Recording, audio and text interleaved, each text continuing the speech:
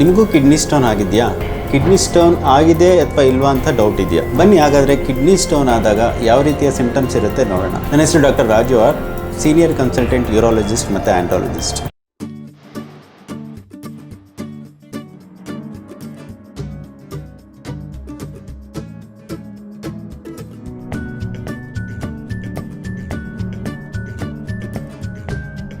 Kidney stone ಆದಾಗ ಎಲ್ಲರಿಗೂ ಗೊತ್ತಿರೋ ಹಾಗೆ ಮೊದಲನೇದಾಗಿ ನಮಗೆ ಗೊತ್ತಾಗುವಂಥದ್ದು ನೋವು ಬರುವಂಥದ್ದು, kidney stone pain. Kidney stone pain ಎಲ್ಲಿ ಬರುತ್ತೆ ಅಂತ ಹೇಳಿದರೆ ನಾವು ಫ್ಲ್ಯಾಂಕ್ ರೀಜನ್ ಅಂತ ಹೇಳ್ತೇವೆ, ಅಂದರೆ ನಮ್ಮ ಪಕ್ಕೆಯ ಕೆಳಗಡೆ ಭಾಗ. So depending on the size ಅಥವಾ ಪೊಸಿಷನ್ ಅಲ್ಲಿ ನಮಗೆ ಇದರ ರೈಟ್ ಸೈಡ್ ಅಥವಾ ಲೆಫ್ಟ್ ಸೈಡ್ ನೋವು ಬರುವಂಥದ್ದು. ಈ ನೋವು ಹೇಗಿರುತ್ತೆ? ಈ ನೋವು ಕೋಲಿಕಿ ಪೇಯ್ನ್ ಅಂತ ಹೇಳ್ತೀವಿ. ಅಂದರೆ ನಿಮಗೆ ಹೊಟ್ಟೆ ನುಲಿದಾಗ ಆಗುತ್ತಲ್ಲ, ಅಂದರೆ ಟ್ವಿಸ್ಟಿಂಗ್ ಥರ ಪೇಯ್ನ್ ಇರ್ತದೆ. ಇಟ್ಸ್ ಆಲ್ಮೋಸ್ಟ್ ಪೇಯ್ನ್ ನಿಮಗೆ ಹೆರಿಗೆಯಲ್ಲಿ ಯಾವ ರೀತಿ ನೋವು ಬರುತ್ತೆ ಆ ರೀತಿ ಸಿವಿಯರ್ ಪೇಯ್ನ್ ಇರುತ್ತೆ.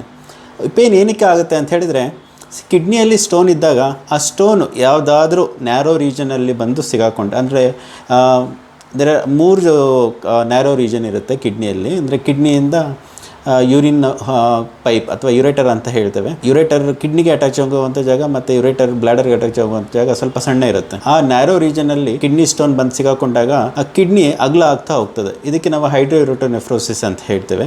ನೀವು ಇದನ್ನು ಸ್ಕ್ಯಾನಲ್ಲಿ ನೋಡಿರ್ಬೋದು. ಸೊ ಈ ರೀತಿ ಅಬ್ಸ್ಟ್ರಕ್ಷನ್ ಆದಾಗ ಕಿಡ್ನಿ ಕ್ಯಾಪ್ಸೂಲ್ ಅಗಲ ಆಗ್ತಾ ಹೋಗ್ತದೆ. ಸೊ ಇದರಿಂದ ನಿಮಗೆ ಪೇಯ್ನ್ ಜಾಸ್ತಿ ಬರುವಂಥದ್ದು. ಪೇಯ್ನ್ ಆದಮೇಲೆ ಬೇರೆ ಯಾವ ರೀತಿ ಸಿಂಪ್ಟಮ್ಸ್ ಇರುತ್ತೆ ಅಂತ ಹೇಳಿ. ಸೊ ಕಿಡ್ನಿ ಸ್ಟೋನಿಂದ ಆಗುವಂಥ ಪೇಯ್ನಿನ ಬಗ್ಗೆ ನಾವು ತಿಳ್ಕೊಂಡ್ವಿ. ಪೇಯ್ನ್ ಬಿಟ್ಟು ನಿಮಗೆ ಯಾವ ರೀತಿ ಬೇರೆ ಸಿಂಪ್ಟಮ್ಸ್ ಬರುತ್ತೆ ಅಂತ ಹೇಳಿದರೆ, ಕೆಲವರಲ್ಲಿ ವಾಮಿಟಿಂಗ್ ಆಗುವಂಥದ್ದು ಅಥವಾ ವಾಮಿಟ್ ಬರುವಂಥ ಆಗುವಂಥದ್ದು, ಅದಕ್ಕೆ ನಾಸಿಯಾ ಅಂತ ಹೇಳ್ತೇವೆ. ಸೊ ಇದು ಯಾಕೆ ಆಗುತ್ತೆ ಅಂತ ಹೇಳಿದರೆ, ನಮ್ಮ ದೇಹದಲ್ಲಿ ಯಾವುದೇ ಭಾಗದಲ್ಲಿ ಸ್ಟೋನ್ ಅಬ್ಸ್ಟ್ರಕ್ಷನ್ ಆಗೋದಾಗ ದೇಹ ಅದನ್ನು ಪ್ರೊಪೆಲ್ ಅಥವಾ ಅದನ್ನು ಪುಷ್ ಮಾಡೋದಕ್ಕೆ ಟ್ರೈ ಮಾಡುತ್ತೆ. ಸೊ ಇದರಿಂದಾಗಿ ಪ್ಯಾರಾಸಿಂಪಥೆಟಿಕ್ ಓವರ್ ಆ್ಯಕ್ಟಿವಿಟಿ ಅಂತ ಹೇಳ್ತೇವೆ ನಮ್ಮ ಮೆಡಿಕಲ್ ಟರ್ಮಲ್ಲಿ. ಅಂದರೆ ಯಾವುದೇ ಭಾಗದ ಅಬ್ಸ್ಟ್ರಕ್ಷನ್ ಇದ್ದಾಗಲೂ ಅದನ್ನು ಫ್ರೀ ಮಾಡ್ಕೊಳ್ಳೋದಕ್ಕೆ ನಮ್ಮ ಬಾಡಿ ಟ್ರೈ ಮಾಡ್ತಿರುತ್ತೆ. ಹೊಟ್ಟೆಯಲ್ಲಿ ಕೂಡ ಇದೇ ನಮ್ಮ ನರ ಅಂಶ ಇರೋದ್ರಿಂದ ಎರಡೂ ಕೂಡ ಒಟ್ಟಿಗೆ ಆ್ಯಕ್ಟಿವೇಟ್ ಆಗುತ್ತೆ. ಇದರಿಂದಾಗಿ ಸ್ಟಮಕ್ ಕಾಂಟ್ರಾಕ್ಷನ್ ಆಗುತ್ತೆ.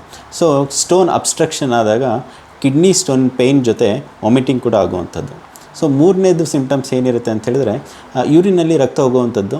ಯೂರಿನಲ್ಲಿ ಏನಕ್ಕೆ ರಕ್ತ ಹೋಗುತ್ತೆ ಅಂತ ಹೇಳಿದರೆ, ಕೆಲವೊಮ್ಮೆ ಈ ಕಿಡ್ನಿ ಸ್ಟೋನ್ ಮೂವ್ಮೆಂಟ್ ಆಗಬೇಕಾದ್ರೆ ಅದು ಮ್ಯೂಕೋಸಲ್ ಡ್ಯಾಮೇಜ್ ಮಾಡ್ತದೆ. ಅಂದರೆ ನಿಮಗೆ ಯೂರಿನ್ ಪೈಪ್ ಇರುತ್ತಲ್ಲ, ಆ ಪೈಪನ್ನು ಡ್ಯಾಮೇಜ್ ಮಾಡುತ್ತೆ.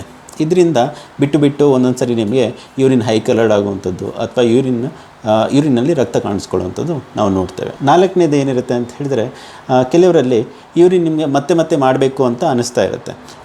ಕಿಡ್ನಿ ಸ್ಟೋನ್ ಪೇಯ್ನ್ ಜೊತೆ ಯೂರಿನ್ ಮತ್ತೆ ಮಾಡಬೇಕು ಅಂತ ಅನ್ನಿಸ್ತಾ ಇರುತ್ತೆ. ಏನಕ್ಕೆ ಅಂತ ಹೇಳಿದರೆ, ಕಿಡ್ನಿ ಸ್ಟೋನ್ ಇದ್ದಾಗ ನಿಮಗೆ ಸ್ಟೋನಿನ ಜೊತೆ ಇನ್ಫೆಕ್ಷನ್ ಕೂಡ ಇರುತ್ತೆ. ಈ ಇನ್ಫೆಕ್ಷನ್ ಇದ್ದಾಗ ಯೂರಿನರಿ ಚೀಲ ಅಥವಾ ಯೂರಿನ್ ಬ್ಲ್ಯಾಡರ್ ಅಂತ ಏನು ಹೇಳ್ತೇವೆ, ಅದು ಓವರ್ ಆ್ಯಕ್ಟಿವಿಟಿ ಆಗಿ ಅವ್ರಿಗೆ ಮತ್ತೆ ಯೂರಿನ್ ಮಾಡಬೇಕು ಅಂತ ಅನಿಸ್ತದೆ. ಸೊ ಐದನೇದು ಬಂದು, ಕಿಡ್ನಿ ಸ್ಟೋನ್ ಆಗಿದ್ದಾಗ ನಿಮಗೆ ಯೂರಿನ್ ಮಾಡಿದಾಗ ಉರಿ ಆಗುತ್ತೆ. ಇದು ಏನಕ್ಕೆ ಅಂತ ಹೇಳಿದರೆ, ನಾನು ಮೊದಲೇ ಹೇಳಿದಾಗೆ ಕಿಡ್ನಿ ಸ್ಟೋನ್ ಆಗಿದ್ದಾಗ ನಿಮಗೆ ಯೂರಿನರಿ ಟ್ರ್ಯಾಕ್ ಇನ್ಫೆಕ್ಷನ್ ಕೂಡ ಇರುತ್ತೆ.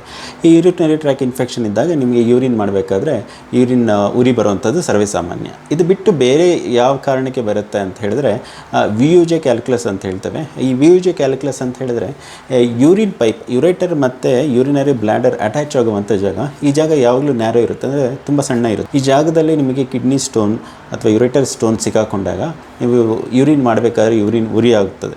ಇದು ಬಿಟ್ಟು ನಾವು ರೇರ್ಲಿ ಕೆಲವರಲ್ಲಿ ನೋಡೋದೇನು ಅಂತ ಹೇಳಿದ್ರೆ, ಎಸ್ಪೆಷಲಿ ವಯಸ್ಸಾದವರಲ್ಲಿ ಯೂರಿನ್ ನಿಮ್ಗೆ ಕಂಪ್ಲೀಟಾಗಿ ಬಂದಾಗ್ಬಿಡುತ್ತೆ. ಅಂದರೆ ಯೂರಿನರಿ ರಿಟೆನ್ಷನ್ ಅಂತ ಹೇಳ್ತೇವೆ. ಈ ಥರ ಸಿಂಪ್ಟಮ್ ಕೂಡ ನೀವು ಕಿಡ್ನಿ ಸ್ಟೋನಲ್ಲಿ ನೋಡುವಂಥದ್ದು. ಸೊ ಈ ಎಲ್ಲ ಸಿಂಪ್ಟಮ್ಸ್ಗಳು ಕಿಡ್ನಿ ಸ್ಟೋನ್ ಆದಾಗ ಕೇವಲ ಕಿಡ್ನಿ ಪೇಯ್ನ್ ಇರುತ್ತೆ ಅಂತಲ್ಲ, ಕಿಡ್ನಿ ಪೇಯ್ನಿನ ಜೊತೆ ಈ ರೀತಿಯ ಸಿಂಪ್ಟಮ್ಸ್ಗಳು ಕೂಡ ಇರ್ತದೆ.